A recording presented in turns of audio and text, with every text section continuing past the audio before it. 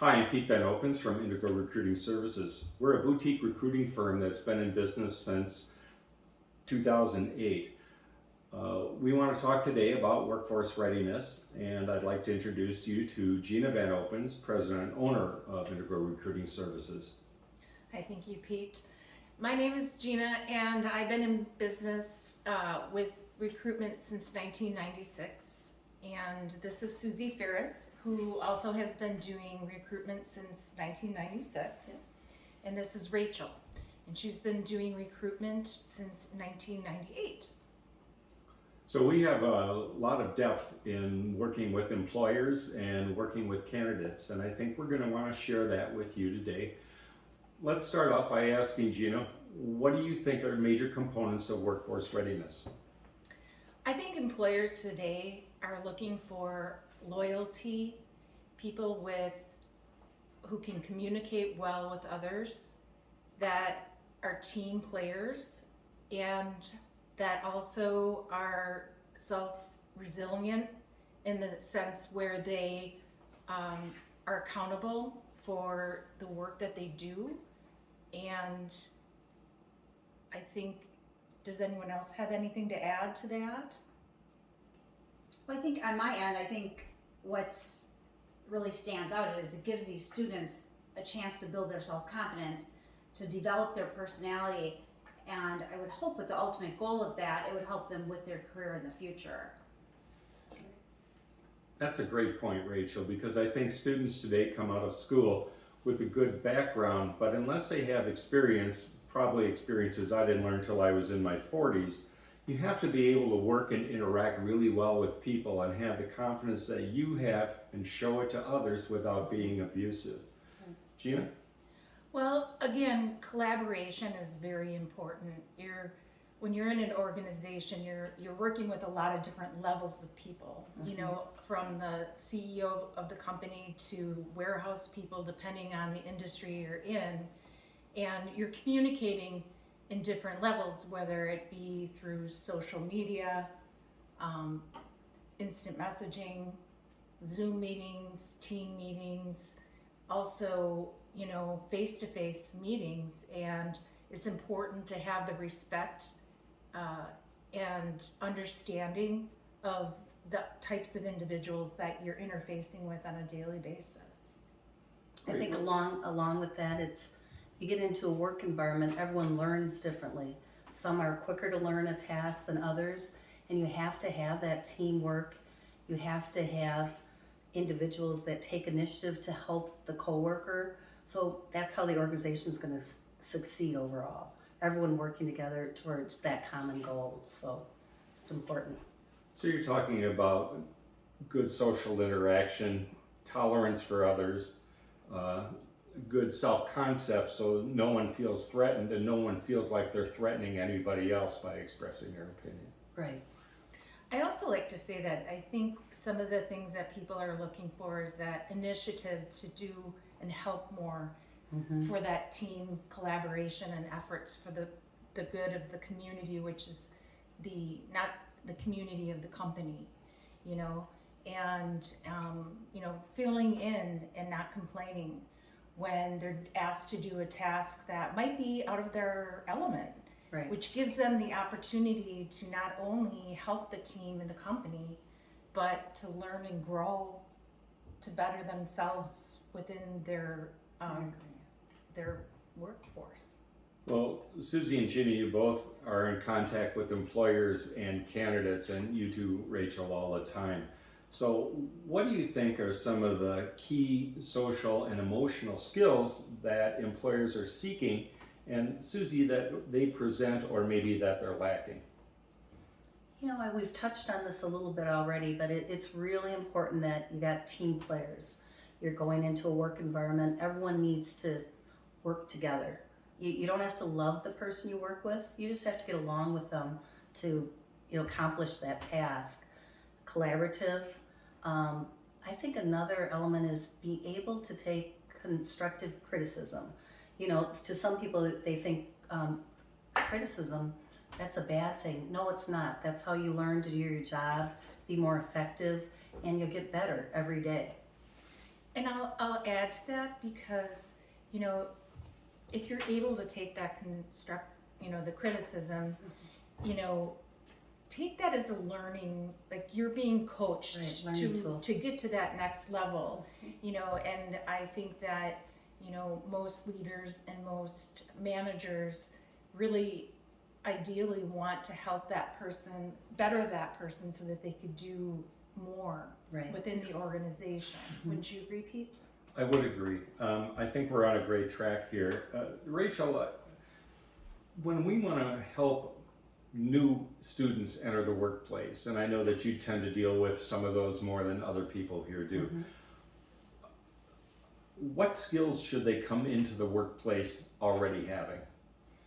Well, I think when they're entering into the workforce, they should be able to come in more open-minded, meaning someone that is not going to be closed-minded, maybe helping out in different roles than they were originally hired for. For instance, I'm a recruiter. I've worked at companies where I've helped cover the front desk. I've helped payroll, wherever I can help out. So someone that is not going to be closed-minded to helping out. Someone that can pivot, someone that can jump to these different responsibilities, someone that maybe is open to learning new functions within the organization. Really someone that can be a multitasker, I think, is key. And to put you on the spot, you have the youngest children here, so how would you suggest that we as parents and the educational system might help to give those skills as they move through their educational and growth experience? Well, I think it's something that is going to come from home, but having these soft skills is definitely going to help you in the long run when you're in these positions, help you grow within your career. Thank you. Let me ask a question, because we see this all the time in business. We'll present a candidate and they'll have all the necessary technical skills, and then they'll get to the fit question and they'll get rejected by fit. How often do you think candidates are rejected on fit, and what do you think fit means? Well, I think I would say, and Suzy, you and I have been doing this for a while, I would say it would be between 60 and 70%. People will get not get the position because the team didn't feel that they would, you know, rise above or take the initiative take the initiative to learn more and to continue to grow and to continue to give additionally to the company, and also work with the other team members. I don't know. I mean, what have you seen? I mean, you've been a manager for many years, and I know you've had to coach a lot of people. So I have, but I'm old. I think the trick is always to build a team. I don't know if people perceive this like I do, so I'll just say it. Anytime you talk to another person, any time you ask for help, you've immediately created a team. It might be a team of two, but people always have to have team skills, because really no one does it by themselves anymore. You have to have someone who can help. It might just be answering a question, like I call on my team here all the time, and they call on me to answer questions. But the team is what makes the company and makes the individual successful. Team skills are tremendous, and they require a lot of social and emotional skills that hopefully they're learning during the educational process. For me, I probably got to my 30s or 40s before I figured it out. But why don't we just help people right at the entry level, even in elementary school, through high school? Not everyone has an opportunity to go to college and experience the college experience, which helps to coach them in those skills.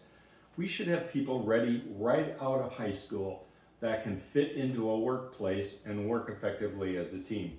absolutely. I mentioned this earlier is, you know, if you're looking at being an employee within an organization, you're in a community. We also have our own communities, which are our families and our communities. And, you know, even suggesting that to enrich a student that wants to get into the workforce to be able to do volunteer work, such as like Habitat for Humanity.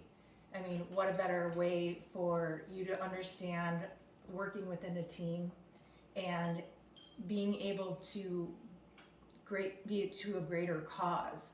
And they're learning that responsibility and feeling that accomplishment of how they're going to help their team make this ultimate result. So I don't know, do you have any other thoughts on that? Well, I think you're right on track, and maybe I want to build on this conversation a little more, and especially on the growing into it. How do you think that apprenticeships and internships contribute to workforce readiness, and what skills do you think that they develop during that? Well, I think that a lot of companies are very open to working with, high school students to help them truly understand, if you want to be a welder, this is what it's going to take. And what I really think is when you're in an internship, you're not only learning the simple tasks that you're going in for. Right. You start to learn what is the dynamics within the organization, whether you're working with a manager of welding, a warehouse manager, you're talking with the marketing department, the HR department. So it gives them the opportunity to truly get a snapshot that will help them be workforce ready. And Suzy, I want to put you on the spot now because you have a son who's, just out of the high school zone and is very interested in entrepreneurship. Right. What skills has he seen that's made him more effective, or perhaps what additional skills would make him more effective? I think some of the ones we've touched on already, it's the effective communication skills. He's very much into music and marketing. Those are, you want, good writing skills and verbal skills.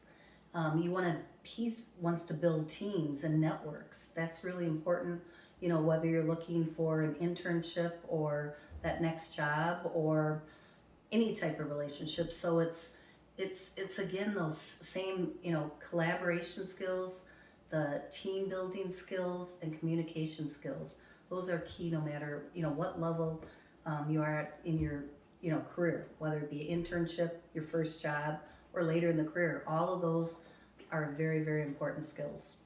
Well, I'd like to echo in on that because your son was an intern with us, and he always took the initiative to take on a task that he wasn't familiar with, and he did it to the nth degree. And employers really look at that as, an employable, really great employee is having that initiative. And if he didn't know what he was doing, he did the research. And ask questions. Right, he asked questions, and he wasn't afraid to ask questions, and which is important. Yes. Well, and I think too, just kind of piggybacking on what you guys are talking about. Oh, we have a little guest. We have a cat. We have a guest. Yes. This is our guest speaker. Having these soft skills is going to then empower these students in the future, as I said earlier, just building their confidence. And it truly is going to help them in their future. Obviously, the cat has no social and emotional skills, otherwise she wouldn't be here now. He wouldn't have just walked right in, but She wants to be part of the team, I think. Apparently she's part of the team, yeah. Well, we've had a good conversation, I think. Is there anything that any of you'd like to add or perspectives that you'd like to share? Well, I think that as people are entering the workforce, they need to understand that things move very rapidly, and they need to make sure that they are organized, that they're able to be rolling with the punches is what we would say, because we really don't want to talk about COVID, but that really accelerated a lot of things for a lot of companies, and this is change, right? This goes across every company in the world, And what has helped with that is, new students, they are constantly into, evolving with technology, and they need to see how they can input their experience with that to help in the workforce. And I think that they have been, as they've gone through the years of working with different types of video game systems and ways to communicate, one of the things that one of the employers that I worked for, trying to help them find a help desk person right out of high school, was, they have to have great communication skills. Well, they had never used a phone system, so you got to understand that, again, we're going back to collaboration, where they got to be able to interface face to face, through web technology, through instant messaging. They have to know that they have different avenues to continue to make sure that they're getting what they need through collaboration. Right. I think that's a good point. In fact, you brought up a good point that I should have touched on earlier, and that's change. One of the things that I personally think, and I've heard from others around me that I interact with, is that people today have to adapt to change at an unprecedented level. Anything can happen any day, and you have to be resilient. You have to have the right skills. You can't complain. You have to be able to just say, I can take the next step. And those skills are valued throughout the whole community, but especially for students, I believe, because you're not in class anymore. There's something that's going to happen that you weren't expecting. Right. And it's your job to react to that in a timely manner and in a socially acceptable manner. You may not like it. There's lots of things that change brings that people don't like, but we all have to move in the same direction in order to win the game. Well, and the reality is, we've all been there. There are going to be changes constantly. Right. We've all been through them, and just have to go. You have to move forward. Yep, move forward with a good attitude. Yes. With a good Which attitude. is key. And a team attitude. Right. And Yeah. one more thing I'd like to point out is, I think that oftentimes, when you work with a team, you need to give kudos to the people that you work with. Like, if someone covered you for a vacation, or if they did something that went above and beyond, really make it a point to give them that positive reinforcement that, they really helped out the team, and I think it's important for them to give, those kudos to people. Yeah, sometimes the smallest gesture can Mean a lot. mean a Right. lot. Well, Yeah. great. Well, I think we've done a nice job talking about workforce readiness today and some of the things that are happening and that are needed. I'd like to thank Gina and Suzy and Rachel for participating today. If you have any questions, please contact any of us. You can find us on our website on our contact page. Thank you. Thank you. Thank you. Thanks.